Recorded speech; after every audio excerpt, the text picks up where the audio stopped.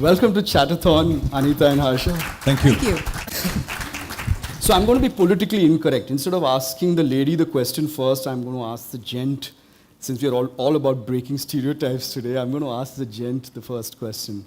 Normally he asks the question, so today he is Exactly. So there's one more big stereotype which is being broken. So, I mean, ever so often we say behind every successful man is a woman. And I saw a very interesting clip where you put a big question mark on that notion. Can you elaborate, Harsha, on that? It is nonsense. Of course it is nonsense. I can understand 100 years ago if people were saying behind every man is a woman, because then the objective was honorable. Now it's almost like saying, yeah, she's there somewhere. But I was very lucky that I grew up surrounded by some very powerful, very, very astute, but also very intelligent women. Both my grandmothers had difficult lives, but they managed them with great aplomb. My life changed after my mother started working. And I saw my sister does remarkable work. She's an amazing woman. And I married this girl who's accomplished in almost every respect that I could dream of. So where is the question of one in front, one at the back? I mean, if anybody says that today, it's always he. If she says that, then she's got a problem bigger than she realizes. But if he says that, he's about 50 years behind time minimum. Minimum. That's great. I mean, they think it's a nice thing to say, but they don't realize that when you say behind every man is a woman, you're creating a class system of the sexes in India. And it's peculiar, actually. If you see, even in sport, some of the biggest successes are coming from India's women, right? Exactly. As it turns out, they're all from Hyderabad, but that's a separate story. And still they are fighting for equal rights. So Yep. I'm sure the time will come when people will realize that women are just as good as men and not in the supporting role. I hope we're not going backward as a country. Or sometimes I think in our public discourse in India, we tend to we're going a little backward. I hope that changes. What do you mean by that? I mean, just to I don't know. elaborate. You see the general level of public discourse and the manner in which women are talked about now. That pains me. Yeah. So, I mean, coming back to the time when you decided to give up your well-heeled career, obviously... I don't know how well it was, Santosh, I mean, but it feels nice that you say both of you from IIMA, and then one of you chooses to drop the corporate career and actually move into cricket, and that too into cricket commentary, which is such a unknown territory. How did you guys actually come to that decision? I mean, I know both of you were married then, but did you have several chats about it, and then did you discuss over dinner and say, you know what, tomorrow I'm going to quit and I'm going to leave and join cricket? How did it happen? I'm very curious. Actually, we've been asked this question many times. And it wasn't as risky a decision as people think it was. When we started work, two of us together weren't even earning 5,000 rupees. 1985, okay? We didn't. So it wasn't that big. I mean, the downside wasn't really great. One person had the job, and we are simple people with simple needs, even today. So it didn't seem very risky. We had a home to live in South Mumbai, which was low rent, so nothing really going out of pocket. So my parents had the home, and they kind of graciously allowed us to live there. So that was taken care of, because a lot of times people get tied down to the jobs because they need a home, and we didn't have any of those. We didn't have too many responsibilities. So we were, I think, very privileged and very fortunate to be in that situation. A lot of the times, you are constrained by the house someone is paying for you, and so you can't move jobs, because otherwise, where do you live in? And in Mumbai, if between the two of you, you're earning 5,500 rupees a month, then there's not a lot going anyway. So luckily for us, we had a house. I didn't realize at the time, but I got married, packed my bag, and moved in. So that was very handy. So it wasn't a huge risk, but one of the big advantages of having a very good degree behind you is that if things go bad, you will always get a job. Yeah. So I knew that I could always go back to advertising whenever I wanted to. I had worked for 2.5 years in client servicing in what was then a very rigorous advertising agency. I'd learned all aspects of advertising. I'd learned creative. I'd learned media planning, media ops as well, billing. which is the heart and soul of all advertising. So I knew I could go back. So it wasn't. A lot of people like to, or rather hope that it was a dramatic story. It actually wasn't. So I keep telling a lot of young people getting into the workforce these days, you focus a lot on your jobs, focus on marrying the right girl. That's a very interesting. So you don't know whether she's right or no, but you can try. You know, it's also just one of the things I learned from doing some research was that sometimes when you just started doing commentary and you would be leaving home to do an errand, you would jokingly tell Anita, if BBC calls, tell them I'll be back. Almost in that tone of voice, yes. Yeah, absolutely. You know, this must have been 87 to 89 types. But then, just to complete the question, you know, now when you look at it, BBC, ABC, CNBC, every BC has been calling you. So, I mean, it's like a dream come true, isn't it, Harsha? I mean, it's fantastic. Luckily, it's an English program, so you can say what you just said. But that's okay. But yeah, I mean, it turned out that way. But yeah, I guess he was always a dreamer. And so even when we were in Ahmedabad, he had done 2 matches, I think. 2 matches. So it was always there, you know. And people said that I would never be the first love. That, of course, is still being debated. No. But the funny thing was, you know, when he would say this, I mean, he would be going down to buy some medicine or bread or something like that. And he'd be gone only for about 10 minutes, but he'd say that with a flourish. You know, if the BBC calls, just tell them I'll be right back. And then, not quite BBC, but I think Asif called, right? And tell them the Asif story. I got this call, so I'm picking it up, and it said, Harsha, hi, this is Asif. And I said, hello. And then he said, you know, we're having this tournament in Sharjah. We'd be very happy if you come to do commentary. And as always happens, he says, we don't have a huge budget, but we look after you well, which is what everyone tells me anyway. But he said, we look after you well and all that. And I have no clue who this Asif who has called me is. And then, like they show in the movies, you suddenly say, oh. And I just covered and said, I think this is Asif Iqbal calling me to do commentary in Sharjah. And I'm trying to say, okay, don't sound too excited, okay? And just pretend to be normal, you know, like, yeah, I was expecting the call type. But yeah, that actually did happen. And he called me and said, you come to Sharjah. And I went to Sharjah, believing that I would never, ever travel abroad ever again in my life. Sure. I brought back cans of Pepsi.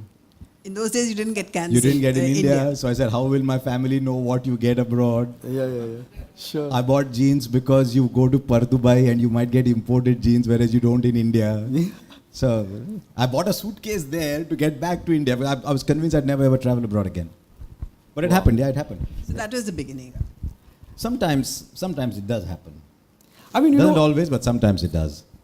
one of the things you've said in some of your presentations earlier is that, you know, I could very well look at you now and say, hey, you know how lucky you've been, Harsha, or how lucky you've been, Anita.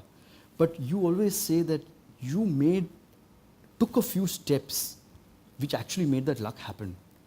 You know, you always say it in the context of your IIMA story, but you know, where does luck start and where does the action to make that luck happen end? I think everyone gets a knock at the door that brings good luck with it. I don't know if everybody can recognize the knock on the door as good luck. Yeah. And therefore take maximum advantage of it. And sometimes we don't recognize that knock and spend the rest of our lives thinking we were discriminated against.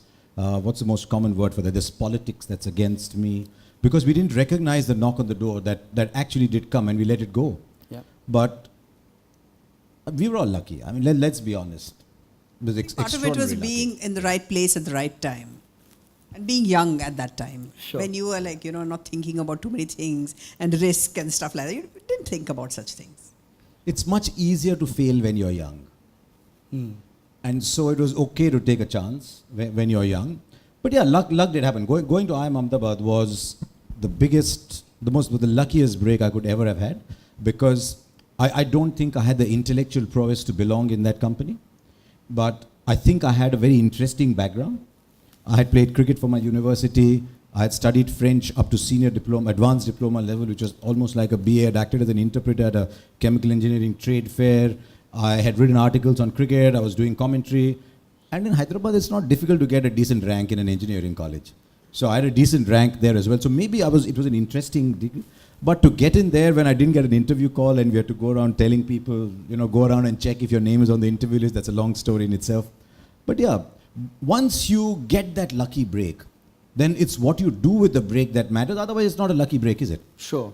So you can get a lucky break, but if you don't take advantage of it, you can get picked to play for India, but if you then don't score the runs or take the wickets, then you've not used the opportunity that's come your way. And then you can go around the rest of your life saying, I was not lucky. So once you get that lucky break, it's what you do with the lucky break that matters. So I often tell people, listen, there's a lot of very talented people out there who are better than me, but can you work your backside off as much as I did? And if you can, good luck to you. So I think it's what you do with the break that you get that matters. And we were very, very lucky we got our breaks. But it wasn't luck alone, right, Anita? I mean, you sacrificed a lot, didn't you? I mean, in the sense that, I know you basically did your IMA, you were a quant person, but given what Harsha was doing and pursuing his dreams, you went and did qual. Yeah. I must tell you about her quant. Yeah. I don't want to interrupt you, but I must tell you about her quant. And I also know you used to take little Chinmay, who's your son, and take him for the groups, and he used to be sleeping in one room while you were doing. So it's not just luck, there is sacrifice, and there is sacrifice that you did. In a sense, when he chose to go for commentary, you chose to do the sacrifices, right? As well? Santosh, I wouldn't use the word sacrifice really. Okay. Because I think I did what was best for the family unit. And we've also enjoyed his success, the benefits of his success. So I wouldn't Sure. say it was a sacrifice. I'd probably call it a compromise professionally. And yes, I was a quant person, MSc statistics, and today what I do is soft skills. So it's really a 180-degree kind of a turn. But there were a lot of constraints. It's not easy to be a commentator. And it's definitely not easy to be a commentator's wife, especially when you are bringing up children and you have a career and all that. The difference is that, when cricketers travel and their career starts early, and so they're young, so unmarried or recently married or without kids, and so they have a good time traveling the world. When his career took off, really, in 92, 93, both our kids were born. So it wasn't so easy for me. There were many things I couldn't do. So I had a job in advertising, like you know. I was already head of the department, but I couldn't travel too much. Yes. There were many things, I couldn't work late. So there were many things I couldn't do. But like he said, there are many things that you can do as well. And in fact, one of the things we talk about in The Winning Way is we say that don't let what you cannot do interfere with what you can do. Which is a very powerful thought, because a lot of people make excuses, and it's very convenient to do that and say, anyway he's earning and anyway he's this thing, I can sit back and enjoy. But I wasn't like that at all. Sure. And that is what both of us have believed, that, let's look at the positives and let's see what we can do. So I worked out of home for a long time. I worked flexi hours for many years. And that's how we worked on it. But I got an interesting opportunity to do something different. We talk about quant. The big difference between the two of us, I did engineering, right? So I'm supposed to be decent quant. If she lost 2 marks in a maths exam, she would come home almost in tears. And I told her I lose those in the first 5 minutes. So what are you complaining about? But it's interesting that if you're willing to embrace what life throws at you, then you can move from being a quant person to a qualitative researcher. You can go from qualitative researcher to heading account planning in an ad agency. And you can go from there to set up a path-breaking a corporate speaking program in sport. Yeah. But if you're open-minded about whatever comes your way, she said most people give excuses. One of the things sport has taught me is that the champions never give an excuse. The moment you give an excuse, you're searching to find a reason for your failure outside yourself. You have failed, but you're trying to find a reason for somewhere else because you don't want to convince yourself that you have failed. So you want to tell a convenient story. Champions never give excuses. So you say, okay, this is the cards that have come my way. What is the best I can do with the cards that I've been dealt? And so that is probably what is making your luck. When you're dealt cards in a game, that is luck. What you do with the cards is what you do. So why is it that in a game of bridge, for example, everyone's dealt the same cards, but why do some people make more tricks than the others? Because they know what to do with their cards better. It's great. While I don't know if you know, you were just saying 92, 93 when your kids were just born. There's a very interesting clip I have of something that happened to Harsha in 92, 93. I don't even know whether you know this. So let's share the clip. Very unlikely she doesn't know. So let's share that clip. Stats, there's so many stats in cricket in this World Cup. You see them pop up all the time. So I've got an interesting stat for you. In 1992, you were voted as the sexiest voice on Australian radio. I don't know if it was a vote, but it was a ring. I don't know. All I know is there's a lady who wrote it. Really? And nobody had ever, and sadly thereafter nobody has ever, used that adjective about me. Really? Whether it's the voice or whatever. So I've got a clipping of that back home and I look at it from time to time to see if it's for real. Are you Susan Kurosawa? Ah, Susan Kurosawa, who was the writer. I've been trying to meet her ever since. Australia. You hadn't seen it. Exactly, I thought I as don't well. mind. Now, you know what's interesting? Yeah, Harsha, you want to say something? Go on. No, you know what is interesting is that when I do research on what you became in Australia, there's again an interesting story there, right? I mean, in terms of how you went about getting that Australian break. And at the end of it, I don't know how many people know how much they revere you in Australia in terms of your cricket, in terms of your commentary, and of course, being the sexiest voice in Australia, which is no mean task, I would say. Sexiest voice on radio because they could not find anything else to assign that adjective to. But I think they found the accent very different. Yep. Australia used to be a pretty closed country. And so they didn't have too many overseas accents there. They didn't know what an Indian accent sounded like. The first time I went to Australia, they said, "So where did you learn your English?" And I said, "There's more people speaking English in India than Australia will have in the next 100 years." So we are a pretty decent English-speaking country. We learn English in our country. But they knew very little. So suddenly there's this curiosity. There's this guy who's an English commentator who's giving the Aussies as good as he gets, because that's what the Aussies respect in you. If you don't give as good as you get, they don't respect you. Yep. So if you fight back at them, they actually like it. Then they give you a lot more respect. So I found that if I gave back, the more I gave back, the more friends I made in Australia. And radio is just the most beautiful medium in the world. So I enjoyed it. I'm hoping to go back next year and do radio in Australia. It's amazing how many people in Australia listen to radio. Last year we were there and we had gone to a mall and we were buying ice cream. And the guy looks at him and says, "You're the guy, Indian guy on radio, aren't you, covering the cricket?" So they just recognize the voice. And I've always been told I have a great face for radio. But yeah, it works. Radio is a wonderful, nice, chatty medium. So that worked. But going to Australia in itself was a story. I mean, I wanted to do commentary on the BBC and I didn't know anybody there. And then there's a friend of mine who used to do work on Radio Australia, occasionally do little clippings. So I got a name from her and I faxed a letter to him. Fax in those days, by the way, was not very prevalent. We didn't have a fax at home. There was what was called a business center. I don't know if anyone remembers business centers. So you went to the business center and you faxed from there. If the reply came, the guy from the business center called you and said, "Reply aaya hai." Then you go there and you pick up and he charged you for receiving the fax. So I sent a fax. I got a reply saying that we are Radio Australia, we are the overseas broadcasting arm, but ABC Radio does the domestic cricket. This is the person to write to. And then that person then replied to me saying, we've not seen your work. We've not heard your work. And we are very particular with the quality that goes out on ABC Radio. So I had to send them a commentary clip. Where do I get my own commentary clip? Luckily, my father had recorded some of the radio commentary that I had done.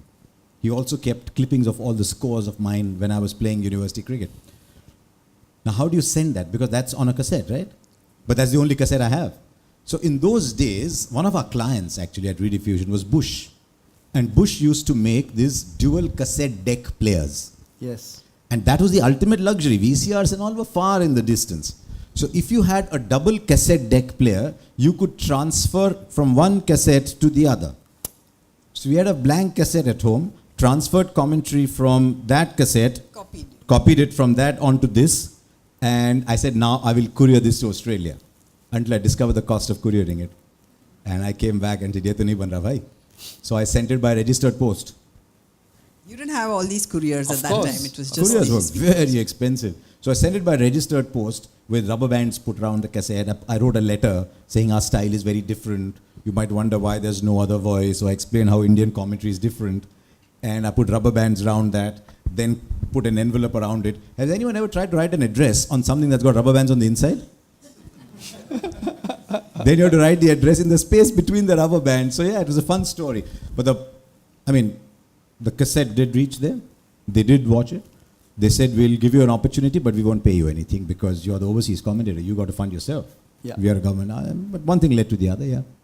Yeah, but it's been amazing, right? I mean, It is a love story, yeah. and you seem to love Australia as a country. I'm now formally a friend of Australia for Australian tourism. It made a lot of news recently when Parinidhi Chopra was appointed. So as you can see, I don't have what Parinidhi Chopra has, but it's good fun, yeah. I've enjoyed being that. I've seen a lot of Australia as a result. I've got to meet some wonderful people in Australia. And I like their way of life, which is being absolutely upfront, telling it as it is. And it's fine to have an argument. It's fine to disagree violently with each other. And you still have a meal together at the end. Isn't that a lovely way to live? Rather than calling each other all kinds of names and being violent with each other. I mean, I might have a violent argument with you about something. I might call you names and say you don't understand whatever. And once the argument is done, we go out and have a meal. It's a lovely way to live. You know, there's one thing that Australia brings to the table as far as cricket is concerned, which is not really a very savory thing, which is sledging. I've been reading about all the metaphors you have from sport and management. And if I were to take the metaphor of sledging and look at sledging as an aspect of cricket, it's very obvious to me as a person following cricket that one of the weapons in the arsenal that the Aussies have is sledging. They use it in games, and from whatever I understand from the reading I've done, they actually go and do a full analysis of how I'm going to sledge each player. So how would you translate that aspect of the game, which to me is unsavory, in the context of the corporate world? And how does a corporate organization use sledging as strategy with competitors? I mean, it's something interesting. I'll tell you the cricket bit. She'll tell you the more intelligent corporate bit. Yeah. I'll tell you the cricket bit. Everybody sledges. There's a nice point of view that Indian cricketers are nice mama's boys. They go back home, they're respectful, they touch the feet of their elders. When the overseas people come, they say, "Ji, pani chahiye aapko," before they come to bat. Main chai le aaun. Everybody sledges. We are no less than anybody else. The English sledge, the only people who do not sledge, it's part of their culture, the West Indies. Ian Bishop recently told me sledging is reprehensible. And Andy Roberts said, I never ever spoke a word to a batsman because if my eyes couldn't say what I wanted to say, there was no point me using words. And Gavaskar once said to me, he said, I challenge you to see a West Indies fast bowler use his eyes at you and then bravely go out to bat again. But the reason they sledge is the objective of a sport is to find a weakness in the opponent and then to exploit that weakness to get him or her out. Weaknesses can be in terms of technique. Does he play the outswinger well? No? Okay, I'll bowl him the outswinger. Does he edge bat pad to short leg of the off spinner? I'll bowl that ball to him. Does he get angry? If he gets angry, he's not playing me with his brains, he's playing me with his ego. Gee, there's a way of getting him out. So can I make him angry then? Is he very sensitive? Is he very touchy? Is that a character weakness? Can I exploit the character weakness to get him out? And I think there is now largely understood, and some people do cross the line, which is terrible. I hate sledging because they get personal. There's a lot of sexual innuendo. There's a lot of all that nonsense that goes around. And I think basically, I've always said sledging is cowardly. But the reason people sledge is they want to find a weakness in you. And once they found that weakness could be of any kind. So, one of the things we talk about in the winning way as well is an angry opponent is the easiest opponent to counter. If you are calm and your opponent is angry, it's a no contest, right? So, can I make my opponent angry? Corporates do that as well. Sure, advertising agencies do that. Yeah, there is a more respectable name for it. They call it mental disintegration. So basically you pick a fight so that, you get into this argument, and there's so much posturing anyway, even in corporates, isn't there? In advertising you have sledging. Sure. You're taking on competitors' brands. Sure. And typically in sledging they kind of go for the leader. Yeah. Right? Because they want to upset the leader. And similar things happen even in corporate life. If you look at the media and what happens it's about the same thing. So we're not as good as we make ourselves out to be. This But happens then- everywhere. But then the Aussies started it. I mean, they've made it into an art. They made it into a fine art compared to. I mean, yes, I'm sure everybody else follows suit, and there are some people who do it better. But having a manual about each player and saying, "This is how I'm going to approach Virat Kohli this tournament," While I don't which I think- think they seem to have got under Virat Kohli's skin in the last series in I India. think you'll find that the next time Virat Kohli plays, he'll be very different because Virat Kohli is no longer as angry as he used to be. But if you think that somebody gets angry in a competition, then that's a good weapon to use. Except that sometimes, very, very few, John McEnroe was one, that they actually play better when they are spurred on. Yeah. So, for example, Steve Waugh was like that. Steve Waugh liked to pick a fight with people because then it became a one-on-one contest. And that was what he thought brought the best out of him. Yes. So, nobody ever sled Steve Waugh Yep. because that actually helped him. If you sled Steve Waugh, it helped him. So, he would come in and there would be silence around the pitch because you're not giving him what he wants. So everyone looks at character weaknesses, everyone looks at what's happening. If someone's not getting a run, and there's a former cricketer in the media who said nasty things about him, they might just remind him about that, saying, by the way, I don't think your selectors like you very much, right? Any sledging incident you're allowed to share on camera, which is interesting? If it was, then it wouldn't be on camera, right? No, but there are a lot of very clever sledges. There's a lot of very clever sledging. I think there was a batsman. It's an old story told about a player who got stumped, and who tended to get stumped. And someone said, just put a Mars, and he was a little overweight. Someone said, just put a Mars bar down the track and he'll go chasing it. Yeah. That's very gentle sledge. Yes. But there are some very clever sledges, and there are some nasty ones. Luckily, the stump mics aren't always up, so we don't hear them a lot. But I also think it's a topic that is blown out of proportion a little too much. As I said, I don't like sledging.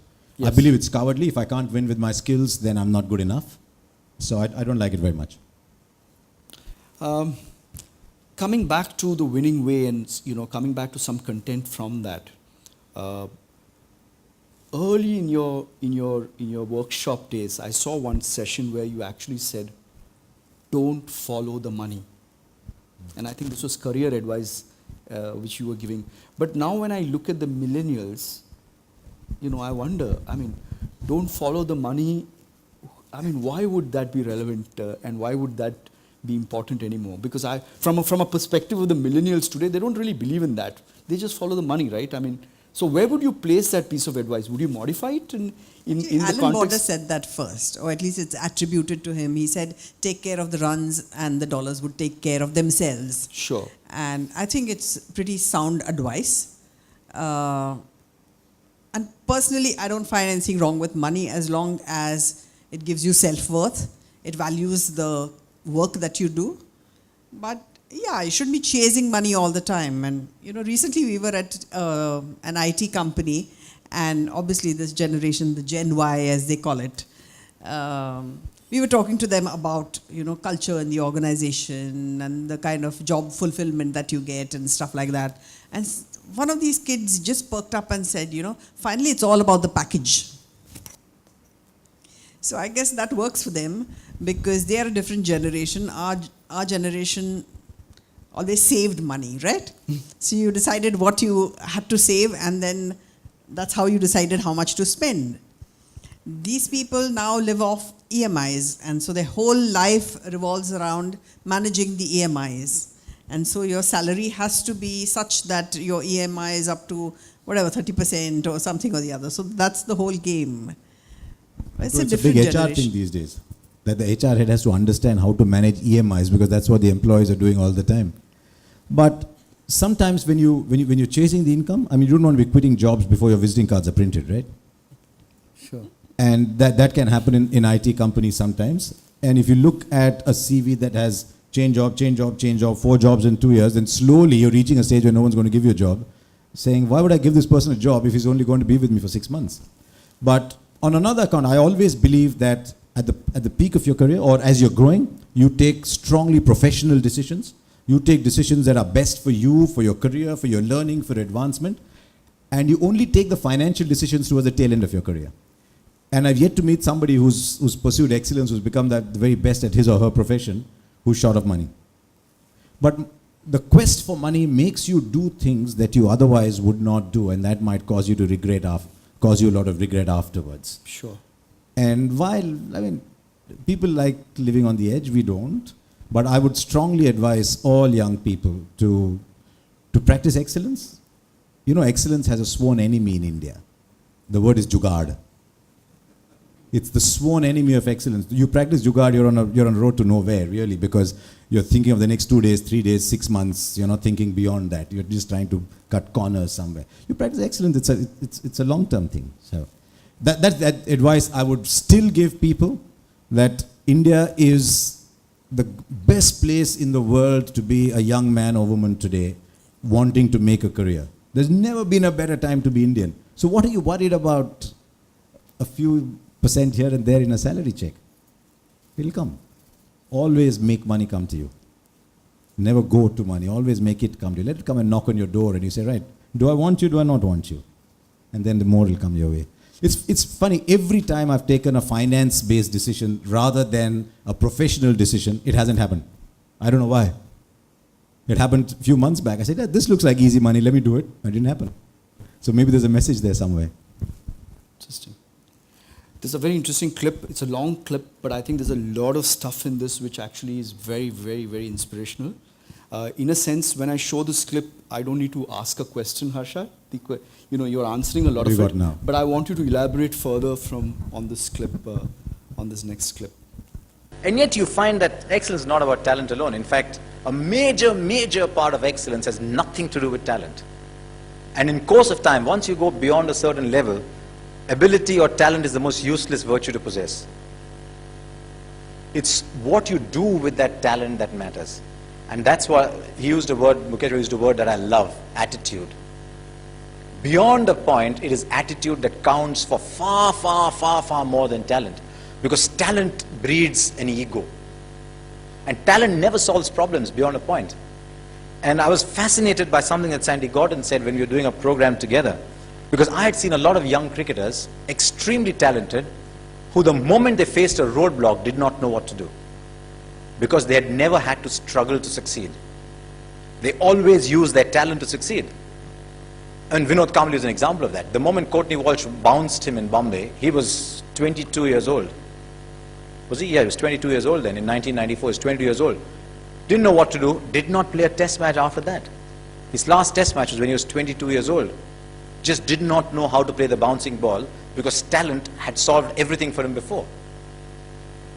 In the Australian Army, when they are, and this is something that doesn't come from sport, but it's something a sports scientist told me, that when they're building an elite core team, they look at your career record, your track record, and if you've never failed, they don't pick you. They don't pick you because they say, if this man experiences failure, will he know what to do? They pick people who failed and bounced back.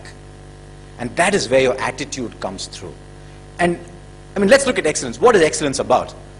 It's about being in the top 10% in your profession. I mean, I know I'm talking to people who want to be in the top 1%, but there are a lot of ordinary people around us around. So let's say top 10%. Is talent important when you get to be in the top 10%? I mean, everybody in the top 10% will have the same talent, right? So what's your USP? It's what you do with the talent that counts. And unfortunately in our sport, and I think in India as a nation, we're dazzled by talent a great deal. I have found that beyond a certain time in sport, as indeed in broadcasting, that your work ethic and your attitude counts from far more than talent. I mean, Tendulkar is a prime example. The moment you say Tendulkar, if I asked you if you had one of those things that talk show hosts do, I'll give you a word and you give me a connecting word in one word. You say Tendulkar, people say talent, right? He played 55 games as a 14-year-old without a break. 55 days. He'd practice for 2 hours, play a game, practice 2 hours, fall asleep on the dining table. And do that 55 days in a row. That's attitude. You know, we think, and this is something we talk about in our corporate lectures as well, where we advise against talent. When Tendulkar was born, it wasn't that this nurse picked him up and said, here, Mrs. Tendulkar, here's 70 hundreds for you. Yeah? It isn't Tendulkar's talent that's produced 70 hundreds. It's his work ethic, It's his attitude, and more than anything else, when you reach the top, it's his passion to perform. And that counts for far more. The attitude and the passion counts for far, far, far, far more than ability. Ability opens the first door. It might open the second door. It's not going to open the last door for you. Because the guy who's bowling the ball at you has got equal ability as you. He's not going to run up to bowl and say, "Oh, sorry, you're a genius. Sorry, I'll give you a simple ball." Which is what India's bowlers did in 1948 when they went to Australia. They were so much in awe that they said, "We are going to bowl to Bradman." And they wanted to be the bowler that bowled the ball that got Bradman his record. How are we going to get him out? Yeah, exactly.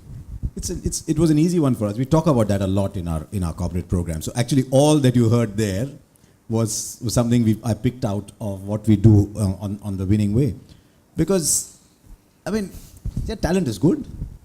Talent makes you look very nice, but talent doesn't open doors. It was very easy for me to relate to that, because I mean, I went to IIM Ahmedabad and I looked around and I saw talent of all kinds over there.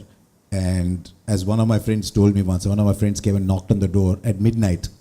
He just knocked on the door. One of my friends from Hyderabad knocked on the door and came and sat on my bed and wouldn't talk to me. So I said, "Kya hua?"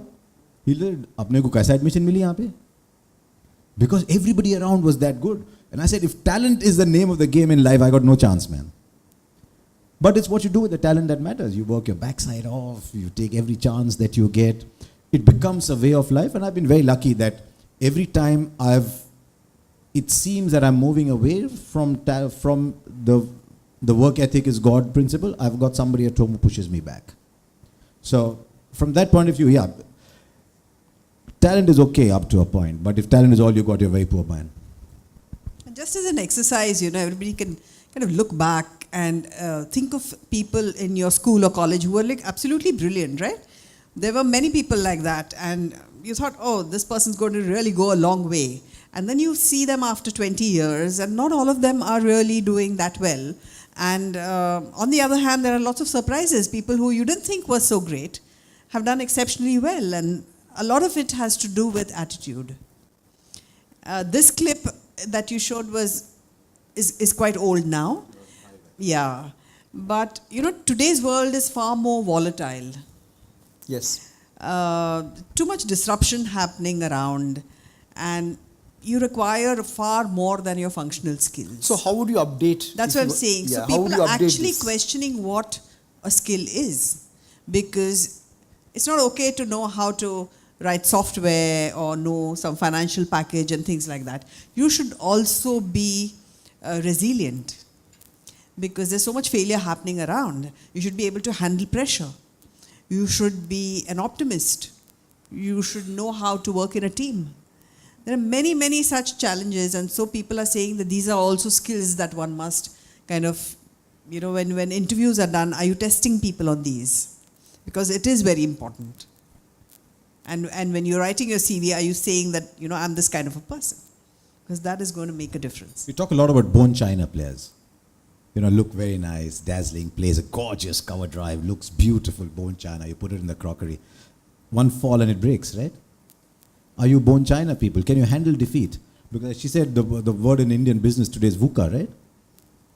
So can you live in a world that is changing overnight almost? Suddenly product categories are being wiped out, everything is suddenly going, and you wake up in the morning and say, this is the world that I lived in yesterday, but can I still survive in that world? So these are the skills that are increasingly coming through. And if talent is all you've got about that much. But that is what we ask, is do you possess resilience? Do you possess optimism? Do you possess all these things? Otherwise, it's not much good. And like he talked about Sandy Gordon saying, wouldn't pick a person who has never failed. First of all, there is hardly anybody who hasn't failed. So if somebody says, I haven't failed, either he doesn't want to address the issue or hasn't learned anything from failure, really, to talk about.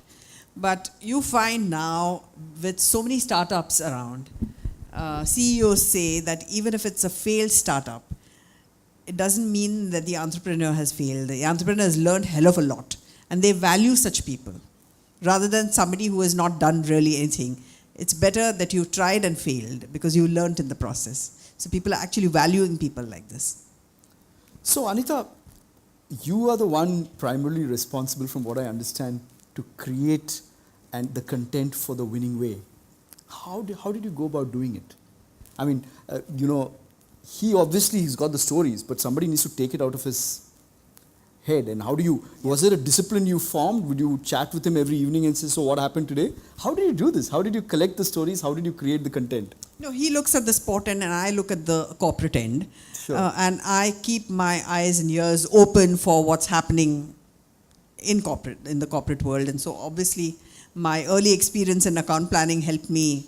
We did so many new business pitches and stuff like that. You remember? So I do. So all that, you follow so many sectors and things like that. And in the last few years, I've actually started India's first learning library for managers. It's called Biz Pandits. And so I speak to a lot of industry leaders. And so I come to know, I keep track of current issues in corporate life. Sure. So we keep building. So we actually started off as a 20-minute presentation in 2001. And now we do workshops even up to a day. So that's how, we keep talking about it. There's no escape at home.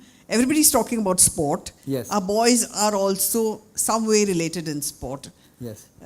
Related to sport. So we discuss it all the time and then we kind of see what is the fit. We never stretch so much that, if there's no parallel, then we kind of talk about it. But there are many parallels. Sure. And as we move around and we take the winning way to so many companies and learn more and more, we kind of, content gets created in a way. Well, the sport is different from, say, cinema. Cinema is scripted. Yes. There's glorious climax where the hero does something dramatic. The hero does something dramatic because the scriptwriter has written that in the script the hero will do something dramatic. Yes. If he doesn't, they'll keep shooting till he does. Yeah. Whereas in sport, it is all very real. So what you learn from watching sport is no different from what you learn when you're making cement, or you're building a huge project, or you're making chocolates. Because even that is real. Everything in sport is real. And so we say that cinema is an escape from reality, whereas sport is an escape into reality. You escape from what you're doing, but you're escaping into a real world. If someone misses, today there was the Caribbean Premier League final. Yes. 22 to get off 2 overs, a bowler concedes 22. That's real. You cannot say वो क्या है वो थोड़ा reshoot करते हैं 22 के बदले ना 8 दे देते हैं. You can't do that. Because it is real. So what you have learned from a bowler's last over failure is absolutely real. What we learn, our failures are real, aren't they, in life? All of us have failed in life. All our failures are real. We can't run away from them. So sport is a wonderful illustration of what happens in life because sport is real. Yeah. And sport is dramatic. But sometimes you only see the dramatic bits. You don't see what goes into the making of the dramatic bit. That's what some of us talk about. That's what we talk about. But sport is real. And that is the greatest thing about sport. It's great. If you miss a penalty in a World Cup final, it's happened before, right? People have missed penalties in a World Cup final. People have missed penalties in a cup final. And they've got to live with it for the next 10 years. But you've got to live with that and come back. So that is why we talk about sport. Sport is one of the few positive forces left in our lives, right, in the world. So, yeah. Couple of questions which is current in Sri Lanka, which is related to the Sri Lankan cricket team. Obviously, all of us around the world have seen Sri Lankan cricket teams which have competed very, very strongly. And in fact, has been in the finals 2007, 2011, T20 finals 2009, I think 2012. One and two, one in one 2012. But what's happening with the current cricket team is a matter of disquiet and concern for a lot of people. Especially, obviously, the people of Sri Lanka are really, really wondering what next. So I have a question in that context. In one of my chatathons earlier with Muttaya Muralidharan, he spoke very highly of Mahela Jayawardene. And he said Mahela was a leader of men. And what was different about him was that even when he was not the captain, he was a go-to guy when the team was under duress. And what he did even when he was not the captain was that he assiduously worked to build a culture of winning in the team. Do you see part of the problem that Sri Lanka cricket is currently facing is one of lack of leadership? And how important is this culture of leadership and the leader being a very important cog in the wheel in an overall corporate sense? So I have two questions for you here. the lack of leadership comes about because there are too many people, too many leaders around. I think the other day we were in Palikeli, and someone threw a stat saying there have only been 20 Sri Lankan captains in one-day international cricket. 5 of them were on the field. The 5 former captains on the field at that time. So who is your leader? Who is a player looking up to and saying, oh, sorry, he's not captain today, that was yesterday. Oh, sorry, he's not captain, that was last week. Oh, he might be captain tomorrow. So who does a player look up to? You need continuity in leadership. All turnarounds happen with continuity in leadership. But this thing of a team in transition is a tricky one. A lot of teams use in transition as an excuse for not doing well. Everybody is in transition. Sri Lanka is in transition. Yeah. When a series of great players go at one time, Murali went, then Sangakkara went, then Jayawardena went. But who were the backup players for Sri Lanka outside the 3 stars? There was Dilshan, there was Samaravira, a little earlier there was Chaminda Vas, there was Rangana Hera just waiting. These were all quality players just under the greats. Now the greats have gone. It's time for the next generation to come up. It happened in India. Tendulkar went, Rahul Dravid went 2011-12, Lakshman went 2012, Saurav Ganguly went 2008-9, Anil Kumble went 2007-8, Tendulkar went 2013. That is the heart ripped out of you. Sehwag went around the same time, and Sehwag was, if anything, the most dramatic of them all. So the heart had gone out, but the team did come back, right? Because I think there's a culture within the side that exists, and that says, doesn't matter if we lose, but we will play to the best we can, and in every defeat we will get better. And I remember a game that India played in Australia and Adelaide, where India was set 470-80 odd to win in the 4th innings. You don't score those many runs in the 4th innings of a test match. And Virat Kohli said to the team, whatever they score, we will try and chase it down because we want to show that we play to win. We are not going to just try and block and play out a day and a bit, because if we do that, we're going to lose anyway. If you try to save a match, you can either lose or draw. If you try to win a match, a third result comes in, which is the result that you actually want. And India eventually fell short by 40-50 runs, but gee, that lit up the series, and it told everybody, this is a team that wants to win. I didn't see that in the home series in Sri Lanka, because there is talent. Talent doesn't understand geographical limits. Talent is everywhere. You go and play cricket in Papua New Guinea, you'll find talent in Papua New Guinea. You go and play cricket on the Arctic Circle, you'll find talent over there. It is what you do with the talent that matters. And when a whole generation goes away, then everyone else has to step up. And I don't know who that step-up person in Sri Lankan cricket is. But I also believe that sport is run exactly like a business is run. Tomorrow, if for whatever reason there's a takeover or something happens, and Ultratech, for example, loses its top 5 managers, can you say, sorry, we are a team in transition, so for the next few days we'll drop market share 10% every year? No, you can't. You're not allowed to do that. People have got to rise up. So you know that my people are going to leave. You already have a next level of management that's ready to stand up. Ashwin is not playing here. Jadeja is not playing here. But this is a great opportunity to tell Kuldeep Yadav, listen, this is how the game is played at this level. This is how the game is played at this level. Tomorrow, if Ashwin can't play, I've already got people who've played 15 games. It's how you start creating the second rung that determines how long your transition lies. And that is why I believe eventually the best managed teams become the best teams, and the most loosely egos-driven teams remain ordinary teams. And that's true of corporate life as well. So do you think people like Mahela Jayawardene and Kumar Sangakkara, etc., should step up to the plate and do It's more? easy for someone from outside to come and say that because you don't know the reality of a country. I hated it as an Indian when people from England and Australia would come and tell us how to run our cricket. And I said, but excuse me, you might not know, right? Yeah. So it's very easy for us to come and say, this is what Sri Lanka should do, this is what Bangladesh should do. We don't know enough to be able to say that. So we rely on the observations that we are seeing. We don't know the intricate structure. But what I do know is the best run teams eventually become the best teams. But at the same time, I think everybody doesn't need to be a designated leader. There are lots of sectors, like in advertising, for example, you have creative people.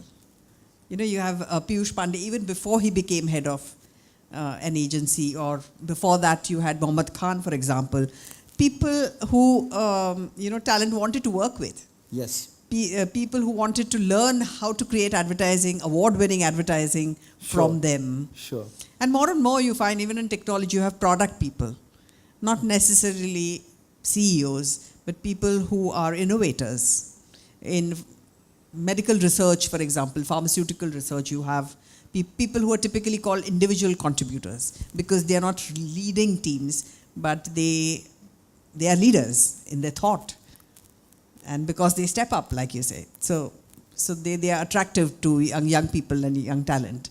So that's the thing. You don't have to be a designated leader. You know, at one of our presentations, someone came back and said, he said, I think I know why you two work together. I said, why? He said, you tell stories, she talks heads. But what you said about Jayawardena is exactly what you just said. Yeah. He wasn't captain, but he was a leader. Yes. Because people were looking to see what he is saying, what he is doing. Yes. He may not want to be saddled with the responsibilities of captain. So there are, in every team, there are designated leaders and there are people you look up to as leaders. Tendulkar was not captain for the last, he finished in 2000. He was never captain after 2000. Of course. Where do you think the young kids were looking up to? So if they have an issue, they're still going and talking to him. He's not running the side, he's not setting the field, but he's still in some aspects a leader in the side. Sure. There's still in some aspects Rahul Dravid is a leader in the side. So you may not be a designated leader, but there are still leaders. And I look around at Sri Lankan side, I look around, see Bangladesh is coming up, because there's a whole core group of players who are coming up. You look around Pakistan side, for example, you look around England, who are the leaders within the side?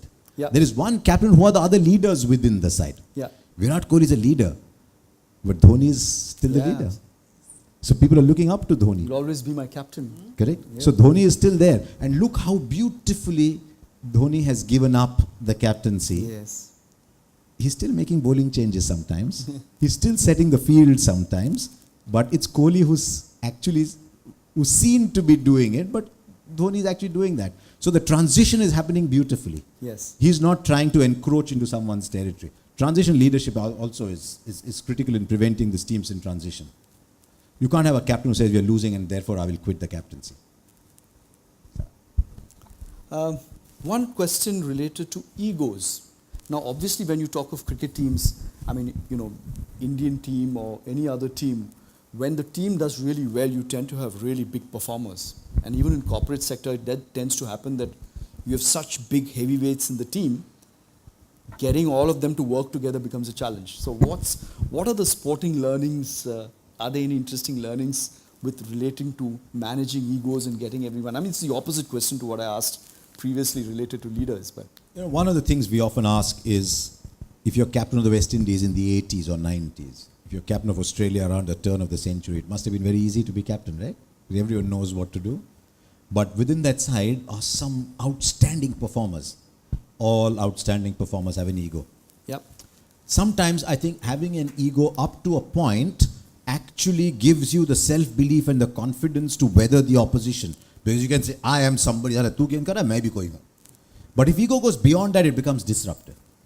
But within a side, there are now 10 egos, right? For all they know, the captain has an ego of his own. So there's 11 egos in the side. It's not about where first slip should be, but it's about the 10 egos playing for each other. And that is why man manager is so important in sport, as in business. Actually, that is the leader's job, to understand people and to see what works for them. How do you channelize your energies and your ego into doing something positive for the team? Most of the time, people who have egos are also hugely talented, right? How do you make it work for the team? And again, saying what he said, Michael Holding told us that, Clive Lloyd had such a good team, but yet he took the effort to understand every player. And he wanted to earn the respect of every player. That's why people respected him, and he also respected players. And he got them to work as a team. If you're a leader with an ego, you will say, you know what, I'm the leader, this is what I say. And the people will say, yeah, okay, man. Or you can say, I'm the leader, you are going to win me matches. How can I make you feel great about being in my team? It's a completely different setup. And you'll find that the best leaders will get the best out of their match winners because, as she said, they take the trouble to respect their teammates. And that is what great teams are built around. And we were very lucky in India. I mean, around the turn of the century, you had a magnificent group of people coming up. They all grew up together. But by 2003-04, when India were playing some of the best cricket, you had Sehwag, Dravid, Lakshman, Ganguly, Tendulkar, Kumble, Zahir Khan was coming up, Srinath was maybe just on the way out. You had magnificent people. So why did India do well? It is because one ego, the egos were there, mind you. Of course Rahul Dravid has an ego. Of course VVS Lakshman has an ego.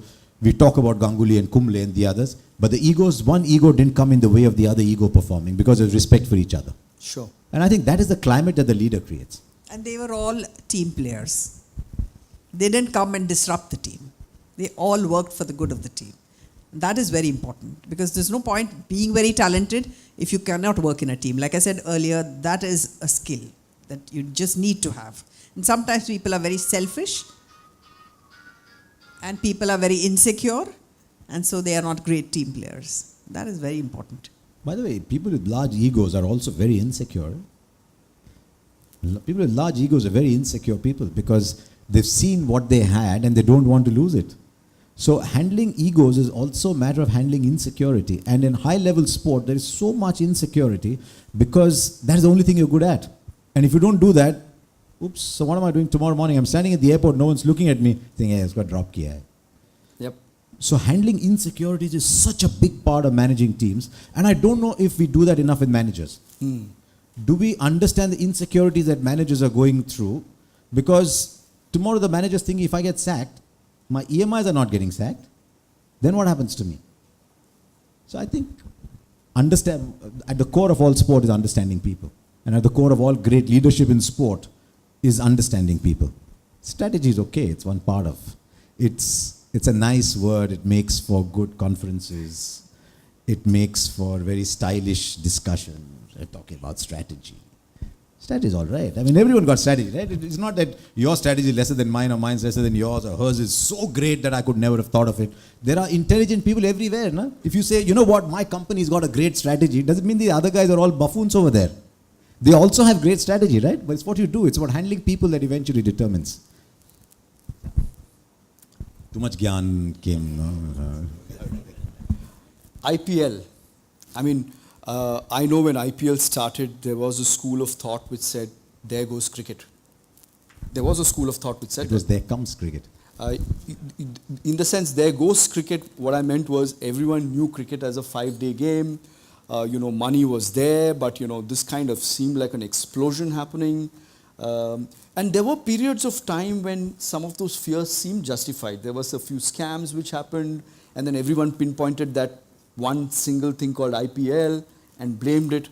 But now in the context of 5, 7, 8, 9 years, it looks like a concept which has created tremendous value virtually out of nothing, and all credit to the gentleman who thought up of the idea and all of the others who actually sustained it. And it does also seem, like as if IPL has actually generated genuine talent for the game. The fielding standards have improved.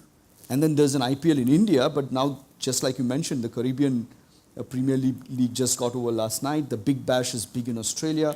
So, I mean, how do you define that phenomenon? In the sense, it's a completely new format, completely seemingly money-centric, but seems to have also done great stuff for the game of cricket as well. Would you agree with the assessment? If your market wants a snazzy looking 2-seater that gives you 40 kilometers to the litre, and you say, right, that's what you want, but here is a 10-seater truck that gives you 4 kilometers to the litre, that is what real transport is, and that is what you must buy. What's the kid going to do? He'll buy it because he's got no choice, but the moment someone offers a snazzy 2-seater that gives 40 kilometers to the litre, he'll say, yeah, that's what I want, right? So a product offering, as we all know in advertising, by the way, I also spent 2 years in advertising. As all the business people know here, you have to have a product that appeals to your market. Otherwise, it's not much good having a product. And everything changes with passage of time. I mean, today there's no one in the watch industry here, no?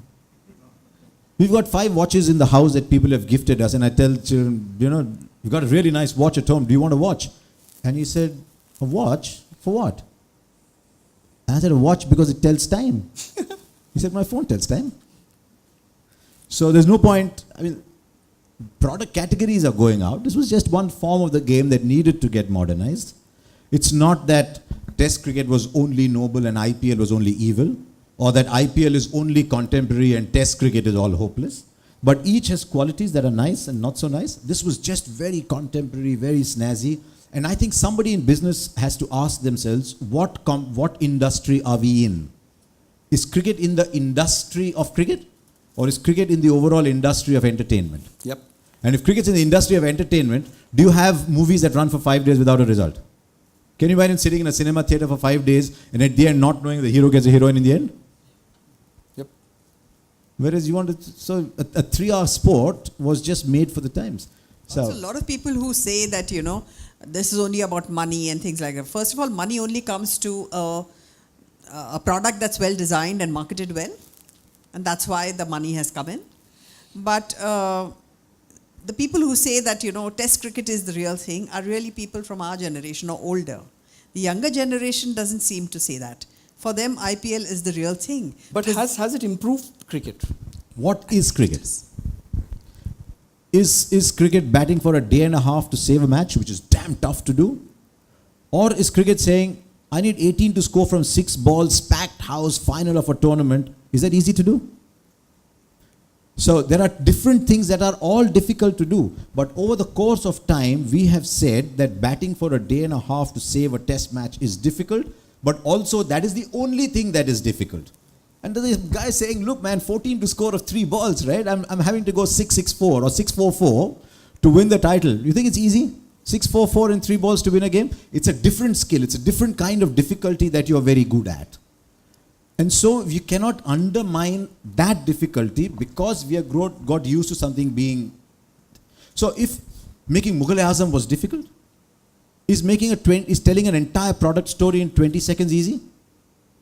I've only got 20 seconds because the moment I go into 22 seconds, I'm in a 30-second slot that costs me 1/3 more money, so my ad budget is all gone.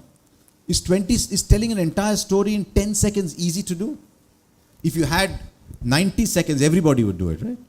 So I think it's like that there are levels of difficulty to everything. Because we've all grown up believing something was great, you think A.B. de Villiers playing a reverse lap shot to Dale Steyn bowling at 140 kilometers an hour and changing the shot at the last minute and playing it there is easy. Yeah, absolutely. No. So Gavaskar batting against 4 fast bowlers and battling them with half broken fingers was difficult. This is also difficult, but in a different way. See what it's done to the game. Look at the opportunity. Sure. Not only for young Indian players, but for international stars, for players from, let's say, Bangladesh or Afghanistan, and the whole ecosystem that it's created.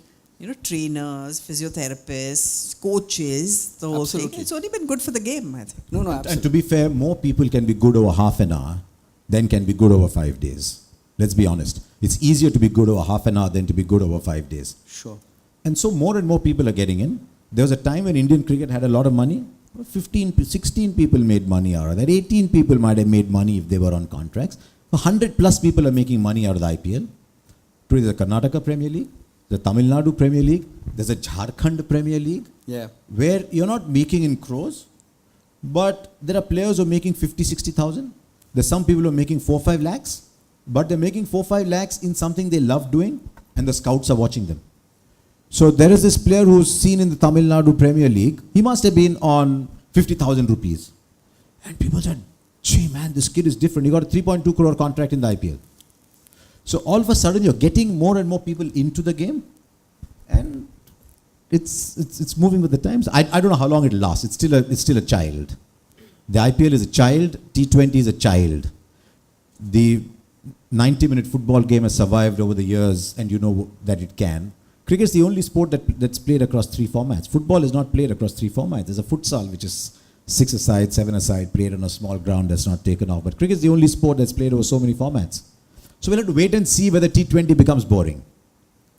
So we'll wait and see. Already the scores of 220, 200, 220 in a T20 game, and we're not going, wow, 200. So already we're getting immune to 200 scores. So let's see how long T20 lasts. I don't know. People are saying, will there be a T10? Well, I don't know if there'll be a T10.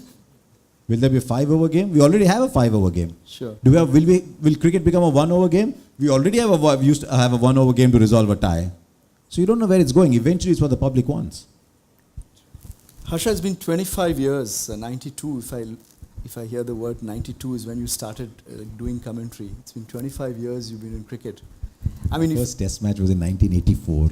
but the commentary was 84? That was on Doordarshan, where you got one game a year. Wow. Okay. So it's longer. It's longer. So I mean, if you were to, I'm not a hero, and I don't have to say how old. No, I don't have to hide how old I am. The thing is, in these so many years of your cricket, if I were to actually challenge you and say, tell me some top 3-4 top moments which you probably cherish and really remember, would you be able to, Tell you 100. I could tell you 100. I could tell you 100 moments that one man made. One man made 100 international hundreds.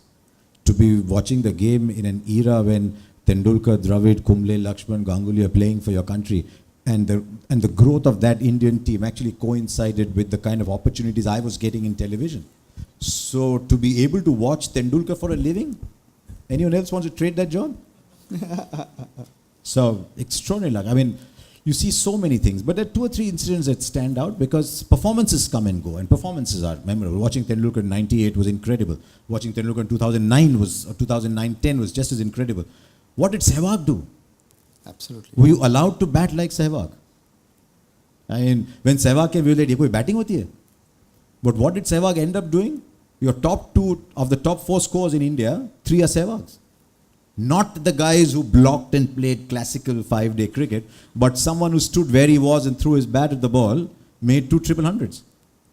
So watching that game evolve and change has been fantastic.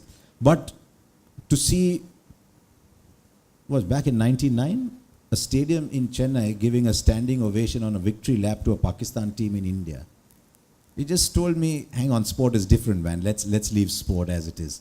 To see the scenes at the 2011 World Cup that India won was something that will never go away. So those are scenes that you always remember. To see a young Indian team under Dhoni winning the 2007 World T20 was wow. I'm sure in this country, Kind of reception they got in Mumbai, was amazing. incredible. In this country, 1996 Sri Lanka winning the World Cup was, it was just something else. So yeah, over the years, 25, 30 years, watching things like that has been amazing. To see players come and go, to see players come and defy the go to stay on. Some players have multi-stage rockets. There's a stage 1 takeoff, and then there's stage 2 takeoff, and a stage 3 takeoff. To see those players, when you think these players are finished and they come back and say, you know what, actually I'm not. Yep. You see character in people. You see people who you thought would make great cricketers, but who had flaws in character which prevented them from becoming the players that they could become. I mean, Pakistan had 2 great bowlers and just lost them overnight for 5 years.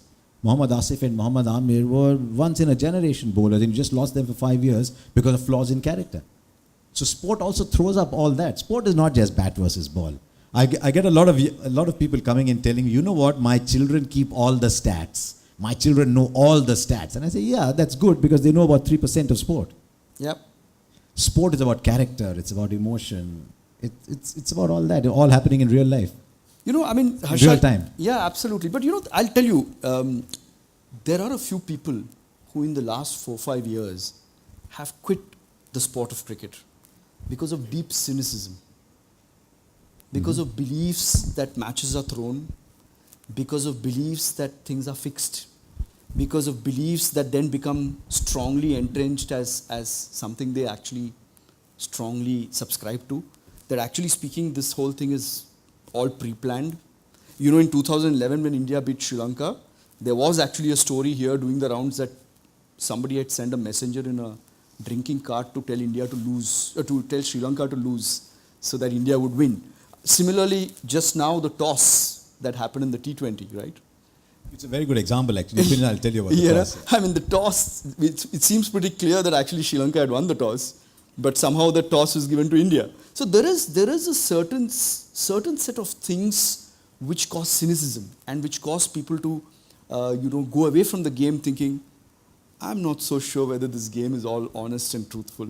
But when I hear you, obviously, and when I see you, it's all the positivity comes out and you feel that you need to believe. Is there anything purer than religion? Is there anything purer than religion for a lot of us? Some of the biggest scandals come out of religion, right? So can we be cynical about religion? And say, you know what, religion is actually the storehouse of those kind of people. So religion is actually all false and fake and I'll give up religion. It's what you see in religion that matters, right? In sport, you cannot get 100 saints playing sport. Just as there are no 100 saints in people who make cement, or 100 saints in people who run hotels, or 100 saints in people who run advertising agencies. You will always find good people and bad people. In sport, there are good people and bad people. In everything in life, there are good people and bad people. So, and nothing is 100% good or nothing is 100% bad. So there are good and there are bad. If sport is more bad than good, then I'm wasting my time. We're all wasting our time. I mean, here we are making a profession, writing books that sell 100,000 copies, saying this is what you learn from sport. But if sport is only bad, then what is there to learn from it? No. One of the problems over the last 4 or 5 years is that the media has ceded its need to be truthful. There was a time when in the media you needed to be truthful. The media has given up the need to be truthful. And a new medium has emerged called WhatsApp. WhatsApp is as much of a medium as television without the responsibility of being truthful. And a lot of the silliest things going around are things that a lot of very well qualified people are passing on WhatsApp without actually believing in them, but just passing them on. So you are disseminators of news without the responsibility of being part of the news. And that is why a lot of nonsense gets spread. I mean, is there not nonsense in stock markets? Is there not? Stop investing, do you? You stop So investing in many equities. So there is good and bad everywhere. If there was only good, we wouldn't have life. So there's good and bad everywhere. You'll hear these stories. Largely, you will hear these stories by people who are unwilling to accept that their team wasn't good enough to win. The moment you say that 11 players from one side played 11 players from the other side, and the better set of 11 players won, then you will not feel the need to spread these stories. But if you say, my team could not have lost, then you're undermining the team that has won, and so you're trying to create these stories around. And I think eventually, as we discovered with the toss, as we discovered with the toss in that India-Sri Lanka game, you couldn't say if the match referee had said heads or tails. As it turns out, the ICC has now gone through the footage. The match referee did indeed say heads. India did indeed win the toss. The captain, the toss presenter did indeed interview the right captain. The match referee was looking a little upset because the captain has to inform him first whether he's batting or bowling and then go there. So it's a very easy story to spread. When I was in Australia at the 2015 World Cup, I got a forward that had actually been printed, had appeared on a news channel after the first 5 or 6 games, saying, see, we have got this email, these are what the results are going to be, and see, the first 5 or 6 games have gone by these results, so every single game in the World Cup is fixed. Chief, everything in the game will be fixed, then you'd have only boys or only girls being born, right? Yep. So I said, okay, let's see, let's not, there are lots of idiots spreading these stories, and there are a lot of gullible people who are accepting these stories. So I actually sat down one afternoon, because cricket gives you a lot of time on off days. And I worked out every single result that this match fixing sheet was supposed to have produced, with one news channel actually put out. And based on that, the quarterfinal result that was said, the quarterfinal match could not have happened. Because if all those results had happened, those two teams would not have met each other in the quarterfinal. But being serious and analyzing is a waste of time, no, sometimes. So, it's not good for conspiracy theory. So there will always be conspiracy theory. Did 9/11 happen? Did planes go into the World Trade Center? There will always be conspiracy theories. Sport is far, far, far more good than bad, and is far, far more good than almost everything else in society today. That's great. See, they should give me the job of being PRO for sport. Before we It also helps us to do more sessions of the winning way. You already have the best job, so why would you want something else? Before we end, couple of last questions. Coming back to your partnership, I'm also told by reliable sources that I know the reliable source is. It's you trying to put it under reliable source. But it is a very reliable source. I'm told by a very reliable source, and I'm sure this source is not the source you imagine it to be. Actually, your dad told you that the best thing that happened to you out of IIMA was Anita. He told me what I knew. Right? So it's very interesting. Tell me a little bit more about your partnership, because obviously it seems to have been a superb partnership, and we wish you all the absolute best in the future. And we want more and more winning ways. There's Winning Way 1 and there's a Winning Way 2.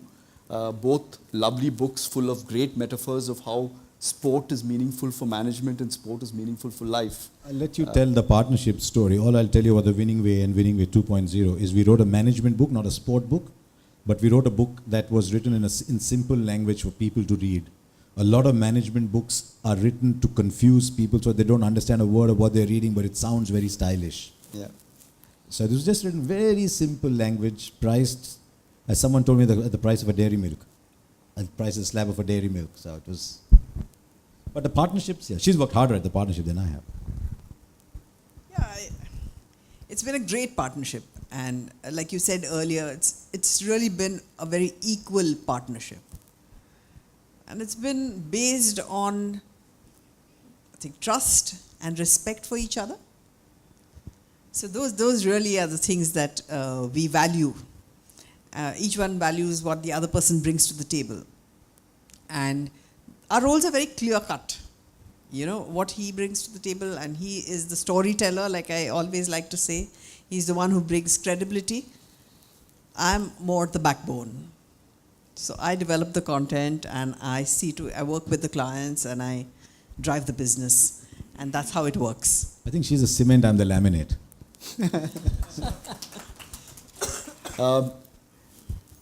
But trust is important, I think. Yeah. I think a lot of relationships flounder because of trust and because of a lack of respect for each other. And it's also very, very important that your children growing up realize that there is respect for both parents.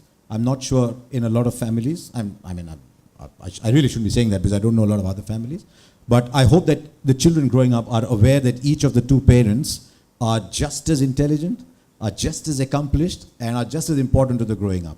So in our life, yes, trust and respect has been the bedrock, but it's been easier for me to do it because it's easier to respect. No, but honestly, it's been great fun. I couldn't have done half the things that I did. It's been challenging, but it's been very unusual and very interesting, personally and professionally, both. The opportunities that we've got have been amazing, but there have been challenges because it's a very unusual lifestyle, like I said. It's sounding a little too mushy. Really fast, yeah. No, I can tell you it's quite real and interesting as well. Harsha, just a last question. Obviously, cricket is at the center of everything both of you guys do. What's the future looking like? I mean, it's a bit of a... I'm asking you to do a little bit of crystal ball gazing, and it's never easy to do crystal ball gazing because one phenomenon can come and change everything completely. But how do you see the next? Because, you know, one of the other things is as a cricketer, you know, there's a retirement age. As a commentator, you can actually continue as long as your passion's there. Depends. Sometimes people don't like you and you have to take a break. I won't go into that space absolutely No, at that's all. okay. That's okay. But little things happen in everybody's life, but Yes. you have no idea where the game is headed. Just last week, we had a 5-year IPL deal, television rights and digital rights deal for $2.55 billion. How many people would have guessed 5 years ago, knowing the IPL is so big, that it's going to be a $2.5 billion deal? 55 crores paid for every single match. Add to that the sponsorship money for the IPL, add to that the Indian team sponsorship money. We are looking at 16,000 crores, that's 3,500 crores for the IPL alone. We're looking at about 8,000 crores a year revenue. How many industries in India have an 8,000 crore a year revenue? So it's an industry. You would have thought cricket's going to go there.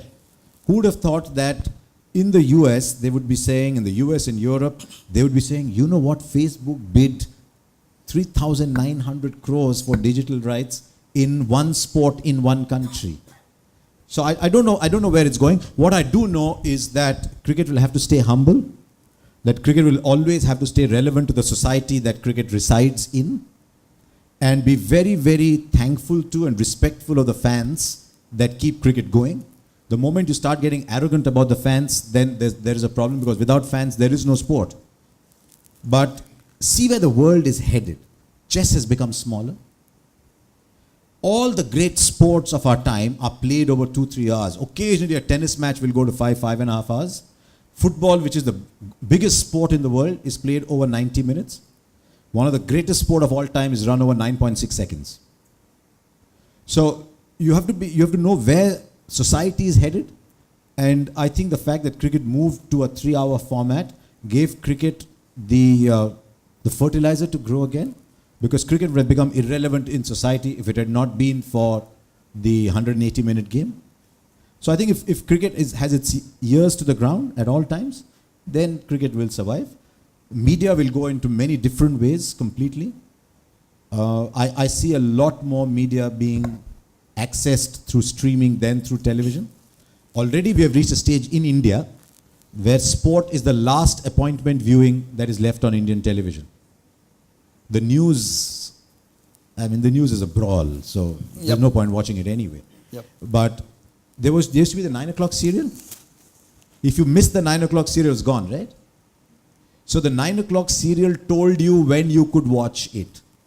Today, you got streaming television. You can watch programs when you want to watch them. Or there's a Facebook Live event going on that stays on a Facebook page. You can watch it later. The only appointment viewing left is sport, because you don't know what's going to happen at the end. But I see a lot more sport watched on streaming. I see a lot more sport watched on mobile devices. Data is finally acquiring the price it should have. And so with data becoming cheaper, more and more people are watching it where they want to watch it. So they don't have to be in front of a television set to watch. They can be in their cars and they're watching sport. So sport is going to where the people are rather than people coming to where the sport is. And I see much more of that happening. I also see the arrogance about selling tickets is virtually gone. You need the person in the ground more than the person in the ground needs you. So you'll find a lot of marketing techniques coming in to get people into stadiums. Maybe a day will come when there'll be no ticket prices at all. No ticket prices, free. Anyone go and watch cricket or go and watch sport. So I see that. I also see a lot of non-cricket sport growing in India. Saina Nehwal has 5 million followers on Twitter. PV Sindhu is making more money per appearance than your top 3 cricketers. Just leave out the top 3 cricketers, sorry. Leave out the top 3 cricketers and PV Sindhu is making more appearance money than any one of those cricketers already. A young girl who plays badminton in one part of India, she's getting up at 4:30 in the morning to go and train, is now reaching that stage. Kabaddi players playing kabaddi for a living, which you wouldn't have imagined 3 years ago. So I'm seeing a lot of non-cricket sport being packaged well enough. Earlier it wasn't packaged well enough. And you had the situation of Indian hockey, which tried its darndest to fail. I've never known a sport try as hard to fail as hockey did. And so this year, there is no hockey league in India. But there is a kabaddi league that's running over 6 months. There's a football league that's running over 5 months. There is Sindhu plays the Olympic final. Sindhu plays the World Championship final, and more people watch it than a normal cricket match. So there's a lot of changes happening. And therefore, more learnings for the winning way. Excellent. On that note, thank you so much for your time. Thank you. Thank you to all of you.